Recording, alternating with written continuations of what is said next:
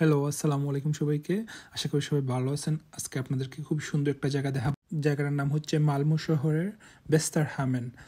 এখানে পৃথিবীর বিভিন্ন দেশ থেকে টুরিস্টরা দেখতে আসে। মালমো সেন্ট্রাল স্টেশন থেকে আপনারা 5 নম্বর বাস বা 3 নম্বর বা 8 নম্বর বাস ধরে এখানে পৌঁছাতে পারবেন।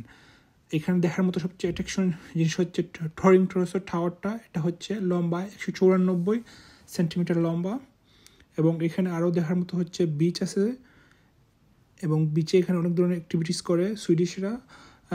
সানবাথ করে এবং ভলিবল খেলে, রোড সাইকেলিং করে ওরা।